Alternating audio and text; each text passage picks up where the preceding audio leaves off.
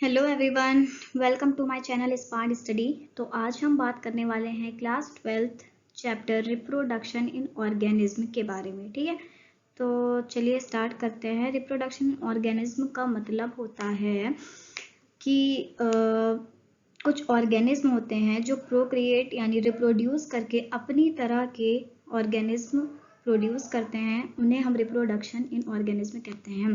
Basically जैसे कि humans की बात कर लेते हैं, तो ह्यूमन सबसे पहले रिप्रोड्यूस करते हैं, गैमेट फॉर्मेशन होता है और फिर उसके बाद में फ्यूजन होता है, जाइगोट बनता है, एम्ब्रियो बनता है, फिर उसके बाद में उनका न्यूबॉर्न बेबी डेवलपमेंट होता है, तो इसे हम रिप्रोडक्शन कहते हैं। इस चैप्टर में हम कुछ इन टॉपिक्स को कवर करने वाले हैं, तो आइए फटाफट से स्टार्ट करते हैं बिना देर के। ठीक है, ओके। फर्स्ट टॉपिक है हमारा लाइफ स्पैन। लाइफ स्पैन क्या होता है?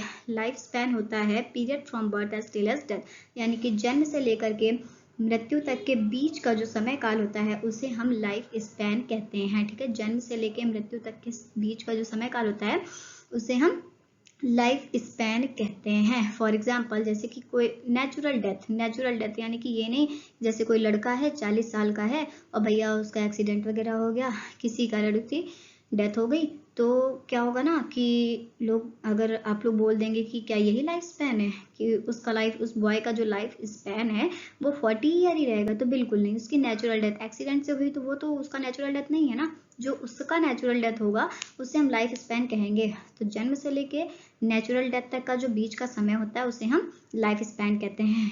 कुछ एनसीईआरटी ने कुछ ऑर्गेनिज्म के लाइफ स्पैन के बारे में बताया है, तो ये जरूरी है आप लोग इनको एक बार पढ़ लीजिएगा। ठीक है, नेक्स्ट आते हैं क्या अभी? ओके, अब हम बात करेंगे टाइप्स ऑफ रिप्रोडक्शन के बारे में। किसके बारे में बात करेंगे? टाइप्स ऑफ रिप्रोडक्शन के बारे में। ठीक है, रिप्रोडक्शन दो तरीके के होते हैं, सेक्सुअल और एसेक्सुअल। आपने क्लास 10th में भी पढ़ा हुआ है, लगभग आपके लिए तो ये रिवीजन सीरीज का काम करेगी, बट फिर भी पढ़ लेते हैं एक बार, है ना, जरूरी है। ठीक है, तो एसेक्सुअल रिप्रोडक्शन जो होता है वो यूनिपेरेंटल होता है, यानी कि इसमें एक ही पेरेंट होगा, अपना बडिंग करे या फिर किसी भी प्रोसेस से वो अपने ऑर्गेनिज्म प्रोक्रिएट करके अपनी जनरेशन को आगे बढ़ाएगा। वहीं जो सेक्सुअल रिप्रोडक्शन होता है वो बाई पेरेंटल होता है, यानी कि जो ऑर्गेनिज्म होंगे उसमें मेल और फीमेल दोनों होगा। ठीक है, जिसमें मेल और फीमेल दोनों होगा वो सेक्सुअल रिप्रोडक्शन, और जिसमें यूनी यानी कि सिंगल पेरेंट होगा वो हमारा ए सेक्सुअल हो जाएगा। ठीक है, सेक्सुअल रिप्रोडक्शन में गैमेट का फॉर्मेशन होगा, बट ए सेक्सुअल में गैमेट का फॉर्मेशन हो भी सकता है और नहीं भी हो सकता है। ठीक है, और सेक्सुअल रिप्रोडक्शन में जो गैमेट्स बनेंगे मेल और फीमेल के वो फ्यूज भी होंगे, बट ए सेक्सुअल में कुछ कंपलसरी नहीं है, मतलब सॉरी, ए सेक्सुअल में कभी भी गैमेट फ्यूज नहीं होते हैं। ठीक है, सेक्सुअल में हमारा ह्यूमन एग्जाम्पल बेस्ट होगा और ए सेक्सुअल में हाइड्रा। ठीक है, लेकिन आप लोग एक बात याद रखिएगा, मोस्ट इंपॉर्टेंट बात है ये आपके लिए, कि जो ए सेक्सुअल रिप्रोडक्शन होता है उसमें वेजिटेटिव प्रोपोगेशन के सारे पार्ट्स आते हैं, यानी कि वेजिटेटिव प्रोपोगेशन में हमारा बडिंग, फ्रेगमेंटेशन, फिजन सब आता है, तो वो सारा हमारा ए सेक्सुअल रिप्रोडक्शन के अंदर आएगा। ठीक है, चलिए अब हम बात कर लेते हैं वेजिटेटिव प्रोपोगेशन।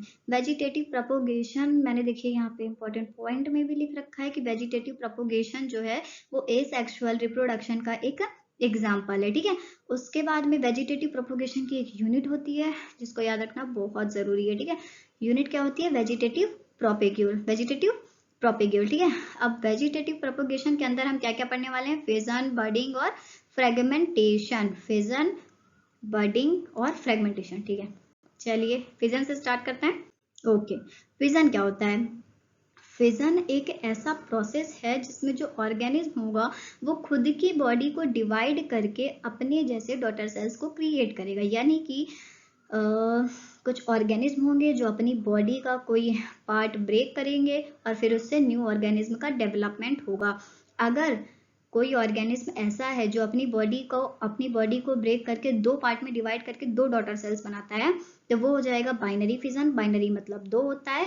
और अगर कोई ऑर्गेनिज्म ऐसा है जो अपनी बॉडी को ब्रेक करके दो से ज्यादा पार्ट्स में डिवाइड करता है, दो से ज्यादा डॉटर सेल्स को क्रिएट करता है, तो वो हमारा आ जाएगा मल्टीपल फिजन में। ठीक है, तो अब हम बात कर लेते हैं बाइनरी फिजन की। ठीक है, बाइनरी फिजन क्या होता है?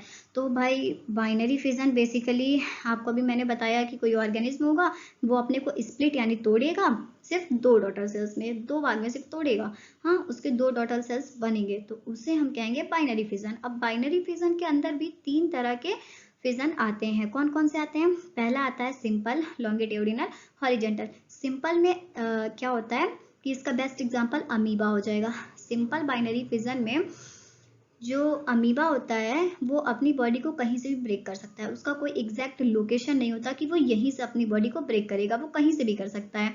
जिसमें बॉडी कहीं से भी ब्रेक हो वो सिंपल बाइनरी फिजन। जिसमें बॉडी लॉन्गिट्यूडिनल यानी कि इस शेप में, लॉन्गिट्यूडिनल शेप में अगर ब्रेक हो रही है बॉडी तो उसको हम कहेंगे लॉन्गिट्यूडिनल फिजन। और अगर हॉरिजेंटल ऐसे, है ना, हॉरिजेंटल यही तो होता है, तो हॉरिजेंटल में अगर हो रही है तो हमारा हॉरिजेंटल बाइनरी फिजन। इसके कुछ मैंने छोटे छोटे डायग्राम्स भी रखे हुए हैं, आप लोग एक बार देख लीजिए।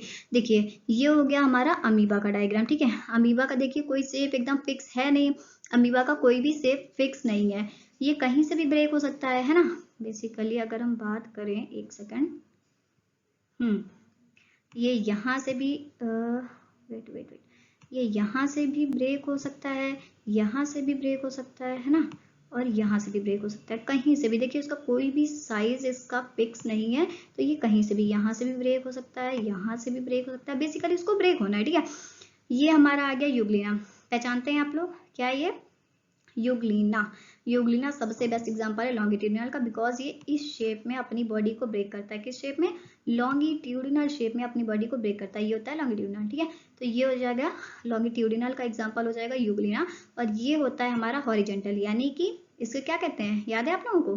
पैरामीशियम, ठीक है। तो ये हो जाएगा पैरामीशियम, चप्पल शेप का होता है, याद रखिएगा, ठीक है। तो ये हो गया पैरामीशियम, जो कि हॉरिजेंटल साइड से अपनी बॉडी को डिवाइड कर रहा है। तो ये 3 एग्जांपल हैं, ठीक है। बाइनरी फिजन कंप्लीट हुआ, और उसके बाद में आ जाते हैं लॉन्गिट्यूडिनल। बाइनरी, लॉन्गिट्यूडिनल, हॉरिजेंटल तीनों कंप्लीट हो गए, ठीक है। नेक्स्ट हमारे पास क्या है? Multiple fission. फिजन मैंने भी बताया 2 तरीके के होते हैं, बाइनरी हम लोगों ने पढ़ लिया है, अब आते हैं मल्टीपल फिजन में, ठीक है। तो मल्टीपल फिजन भी आपको भैया पता ही है, अभी मैंने आपको बता दिया कि कोई ऐसा ऑर्गेनिज्म होगा जो अपनी बॉडी को ब्रेक करेगा, और ब्रेक करने के बाद में वो 2 से ज़्यादा ही डॉटर सेल्स को क्रिएट करेगा, यानी कि 2 से ज़्यादा बार ही ब्रेक करेगा अपनी बॉडी को, और ज़्यादा से ज़्यादा ऑर्गेनिज्म बनाएगा। अगर 2 बनाएगा वो तो बाइनरी फिजन में आ जाएगा, बट 2 से ज़्यादा बना रहा है यानी कि मल्टीपल फिजन में आ गया, ठीक है। इतना समझ में आ रहा है? ओके। अब मल्टीपल फिजन के भी 2 एग्जाम्पल हैं। पहला आ जाता है प्लाज्मोडियम, ठीक है। प्लाज्मोडियम का देखिए प्रोसेस भी इसमें दे रखा है, मैं आपको समझाती हूँ, ठीक है। ये हमारा आ गया प्लाज्मोडियम। सबसे पहले इसके पास एक न्यूक्लियस होता है, इसका जो न्यूक्लियस फर्स्ट स्टेप में इसका न्यूक्लियस होता है, नॉर्मल प्लाज्मोडियम होता है। सेकंड स्टेप में क्या होता है कि जो प्लाज्मोडियम होता है उसके जो न्यूक्लियस होते हैं वो सभी स्प्लिट हो जाते हैं डॉटर सेल्स में, है ना, सारे न्यूक्लियस टूट जाते हैं। सेकंड प्रोसेस में बस इतना याद रखिएगा, न्यूक्लियस ब्रेक हो जाते हैं मल्टीपल टाइप में, 2 बार नहीं ब्रेक होंगे, बहुत ज़्यादा बार ब्रेक हो जाते हैं। और उसके बाद में 2 से ज़्यादा बार ब्रेक होने के बाद में इनके बाहर ये आपको दिख रही है, ये लेयर टाइप की बन गई है, ये भाई यहाँ पे तो नहीं थी, ये तो केवल न्यूक्लियस है। यहाँ पे साइटोप्लाज्म की एक लेयर बन जाती है, साइटोप्लाज्म की लेयर बनेगी। अब ये जो बाहर वाली लेयर है ये हमारी क्या हो जाएगी? डिसॉल्व हो जाएगी। और जैसे ये लेयर डिसॉल्व होगी तो इसके अंदर जितने भी न्यूक्लियस हैं वो सभी बाहर निकल जाएंगे और नई डॉटर सेल्स का फॉर्मेशन करेंगे, तो बस इतना ही है हमारा इसमें प्लाज्मोडियम का प्रोसेस। नेक्स्ट इसका एग्जांपल है अमीबा। अब आप लोग बोलेंगे कि भाई अमीबा तो अभी हमने बाइनरी फिजन में देखा था, है ना, बाइनरी फिजन में देखा था। तो एक बेसिक सी बात है जो आपको याद रखनी है कि अमीबा 2 तरीके के फंक्शन को परफॉर्म करता है। अमीबा 2 टाइप के फंक्शन परफॉर्म करता है, जिसमें से एक अनफेवरेबल कंडीशन होती है और एक फेवरेबल कंडीशन होती है। अगर अमीबा फेवरेबल कंडीशन में है तो वो बाइनरी फिजन के अंदर आएगा। अगर अमीबा अनफेवरेबल कंडीशन में है तो वो मल्टीपल फिजन के अंदर आएगा, ठीक है। अब अमीबा का प्रोसेस भी देख लीजिए भाई, ये भी इंपॉर्टेंट है। सबसे पहले देखिए हमारे पास नॉर्मल अमीबा होता है। अमीबा ये जो बाहर की वॉल है इसको हम स्यूडोपोडिया कहते हैं। अब ये बाहर की वॉल को अपनी स्ट्रेट करेगा, सबसे पहले इसके अंदर के जो न्यूक्लियस होंगे वो डिवाइड होंगे, उसके बाद में देखिए यहाँ पे केवल न्यूक्लियस डिवाइड हुआ है। अब यहाँ पे क्या हुआ है कि न्यूक्लियस के बाहर एक लेयर बन गई है, स्यूडोपोडिया की एक लेयर बन जाती है न्यूक्लियस के बाहर, ठीक है। अब जैसे ये न्यूक्लियस, ये बाहर का अमीबा का जो लेयर है डिसॉल्व होगा, वैसे ही सारे न्यूक्लियस बाहर आ जाएंगे और मैनी डॉटर सेल्स परफॉर्म करेंगे, जिसे हम मल्टीपल फिजन कहेंगे, ठीक है। ये तो हो गया भैया अनफेवरेबल कंडीशन में अमीबा का प्रोसेस। नेक्स्ट क्या दिया है भाई? तो आपका जो फिजन है वो कंप्लीट हो गया है। अब नेक्स्ट टॉपिक हमारे पास आता है बडिंग। नेक्स्ट टॉपिक क्या है? बडिंग। बडिंग कौन सी प्रोसेस होती है? बडिंग में क्या होता है कि कुछ ऑर्गेनिज्म होते हैं जो अपनी बॉडी में छोटा सा बड ग्रो कर लेते हैं, छोटा सा बड ग्रो कर लेते हैं अनफेवरेबल कंडीशन में सर्वाइव करने के लिए या फिर अपनी जनरेशन को आगे बढ़ाने के लिए, है ना। क्योंकि वो तो भैया ये सारे तो भैया हमारे वेजिटेटिव प्रोपोगेशन के अंदर आते हैं और ये सब एसेक्सुअल है ना, तो ये रिप्रोड्यूस भी नहीं करेंगे, तो इनके पास ये प्रोसेस होता है। अब ये क्या करेंगे? ये जो बडिंग होती है, ये समझ में आ गई? बडिंग दो तरीके से हो सकती है, एक एक्सटर्नल बडिंग हो सकती है और एक इंटरनल बडिंग हो सकती है। पहले एक्सटर्नल बडिंग देख लेते हैं। एक्सटर्नल बडिंग का जो हमारा एग्जांपल है वो हाइड्रा है ना। सबसे पहले देखिए ये हमारे पास हाइड्रा है, जो ऊपर ये रूट टाइप का निकला हुआ है, इसे हम टेंडिकल्स कहते हैं। क्या कहते हैं? टेंडिकल्स, फर्स्ट स्टेप में। सेकंड स्टेप में छोटा सा देखिए यहाँ पे बड ग्रो हुआ है, थोड़ा और डेवलपमेंट हुआ, थोड़ा और डेवलप हुआ। अब यहाँ तक तो भैया पूरा बड डेवलप हो चुका है, यहाँ से ब्रेक होगा, नया डॉटर सेल बन गया, है ना। एक से दो हाइड्रा क्रिएट हो गए। लेकिन कभी कभी ऐसी कंडीशन आ जाती है ना, ऐसी कंडीशन आ जाती है कि यहाँ पे जो बड है ना, ये अलग नहीं हो पाता है, अलग नहीं हो पाता है, यहीं से अटैच हो जाता है और बहुत सारे बड यहीं से धीरे धीरे धीरे धीरे ग्रो करके कॉलोनी बना लेते हैं। उस कंडीशन को हम कहते हैं ओबेलिया। क्या कहते हैं? ओबेलिया। चलिए ये तो हो गया बडिंग का प्रोसेस, है ना। एक्सटर्नल बडिंग देख ली। अब आता है इंटरनल बडिंग। ठीक है, इंटरनल बडिंग किसमें होती है? आपने क्लास 11th में पढ़ा होगा एनिमल किंगडम चैप्टर में साइकन के बारे में। साइकन के बारे में पढ़ा था ना, फर्स्ट ही तो था पॉरीफेरा का, है ना। तो उसमें बताया गया था ना स्पंजेस, साइकन वगैरह वगैरह सभी होते हैं। तो इसमें इंटरनल बडिंग का बेस्ट एग्जांपल यही होता है, स्पंजेस इन गैम्यूल्स, ठीक है। स्पंजेस इन गैम्यूल्स। अब गैम्यूल्स क्या होता है भैया? गैम्यूल्स का देखो, पहले तो तुम स्ट्रक्चर देख लो क्या होता है, फिर हम समझाते हैं। स्ट्रक्चर देख लिया। जो साइकन होते हैं वो गर्म पानी में भी रहते हैं, ठीक है, ज्यादातर करके नॉर्मल वाटर में रहते हैं। लेकिन क्या होता है ना, कभी कभी जब ठंडी आती है तो पानी ठंडा हो जाता है, और जब ठंडा पानी हो जाता है ना तो उसमें जो स्पंजेस होते हैं ना, उनको सर्वाइव करने में बहुत प्रॉब्लम्स आती हैं, उनको सर्वाइव करने में प्रॉब्लम्स आती हैं। तब वो क्या करते हैं? अपने बॉडी के अंदर कुछ इस टाइप का स्ट्रक्चर ग्रो कर लेते हैं, इस टाइप का स्ट्रक्चर बना लेते हैं, जिसे हम कहते हैं गैम्यूल्स। क्या कहते हैं? गैम्यूल्स। यहाँ पे छोटी सी जो ये स्पेस पड़ी हुई है, यहाँ से ये सभी बाहर आते हैं, इसे हम कहते हैं माइक्रोफाइल। ये आउटर लेयर हो गई, ये इनर लेयर हो गई, और ये आर्कियोसाइट्स हो गए, जो इनके अंदर सेल्स, ये सारी सेल्स हैं, याद रखिएगा, कुछ और नहीं है, ये सेल्स हैं सारी जितनी भी अंदर हैं, ठीक है।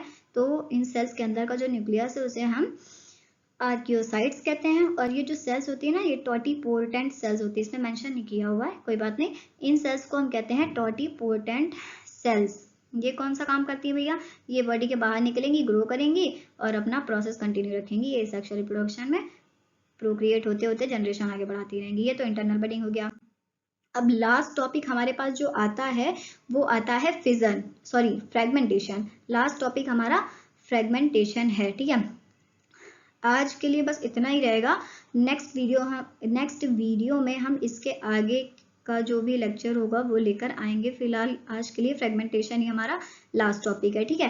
फ्रेगमेंटेशन एक ऐसा प्रोसेस होता है, फ्रेगमेंटेशन एक ऐसा प्रोसेस होता है जिसमें जो ऑर्गेनिज्म होता है, जिसमें जो ऑर्गेनिज्म होते हैं वो मैच्योर होते हैं, वो अपनी बॉडी को डिवाइड करते हैं और अपने जैसे न्यू ऑर्गेनिज्म को डेवलप करते हैं, उसे हम फ्रेगमेंटेशन कहते हैं। बट इसमें सिर्फ मैच्योर ऑर्गेनिज्म ही डिवाइड करते हैं, ठीक है, मैच्योर ऑर्गेनिज्म ही डिवाइड करते हैं। जैसे कि आपने एग्जाम्पल में देखा होगा, अच्छा आपने कभी घर पे अपने वो देखा है अर्थवॉर्म? सभी ने देखा होगा, कॉमन सी चीजें है ना, बारिश में बहुत निकलते हैं।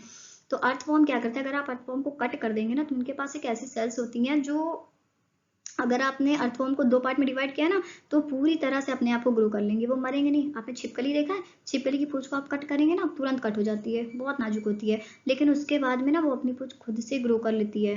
बहुत सारे एग्जाम्पल है इसके फ्रेगमेंटेशन के। आपने स्टारफिश देखा होगा, अगर स्टारफिश की कोई एक आंख निकाल के ले जाए तो क्या स्टारफिश तुरंत मर जाएगी वहीं तड़प के? बिल्कुल नहीं। उसके पास एक ऐसी सेल्स होती हैं जिन्हें बोलते हैं टोटीपोर्टेंट सेल्स। सबके पास तीनों जो मैंने एग्जांपल्स बताए उन तीनों में टोटिपोटेंट सेल्स होती हैं, जिनकी वजह से वो अपनी ऑर्गेनिज्म को फिर से ग्रो कर सकते हैं, ठीक है, फिर से ग्रो कर सकते हैं। ये देखिए अर्थवॉर्म, प्लेटिहेल्मिन्थेस, प्लेनेरिया सब आपने पढ़ रखा है क्लास 11 में, तो यही सब इसके एग्जांपल है और फ्रेगमेंटेशन में हमें बस इतना ही पढ़ना है, ठीक है। तो आज के लिए बस इतना ही। आई होप आपको वीडियो समझ में आई होगी, और जो इसके आगे का लेक्चर है वो मैं जल्दी लेकर आएंगे, ठीक है। तो आज के लिए बस इतना ही। Thank you so much guys, बने रहिए चैनल पे। Thank you.